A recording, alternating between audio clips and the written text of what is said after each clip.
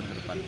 Pengurus Partai Keadilan Sejahtera PKS Kabupaten Langkat menggelar silaturahmi dan konsolidasi untuk pemenangan Satria atau Syah Afandin Tiorita BR Subakti.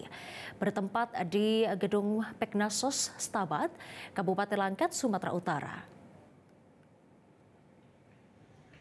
Konsolidasi dihadiri Ketua DPW PKS Sumut Usman Jakfar dan Ketua Tim Pemenangan Pemilu 2024 Dapil 12 Binjai, Langkat Ivantra Padang beserta anggota DPRD Sumut dari fraksi PKS Fatimah. Ketua DPD PKS Langkat Haryanto menyatakan bahwa saat ini pengurus PKS Kabupaten Langkat tidak pernah ingkar setiap menjalankan amanah dari partai. PKS siap bergerak untuk memenangkan pasangan Satria, mulai dari DPD hingga ke ranting untuk menyampaikan kepada masyarakat visi misi yang diberikan pasangan nomor urut 1.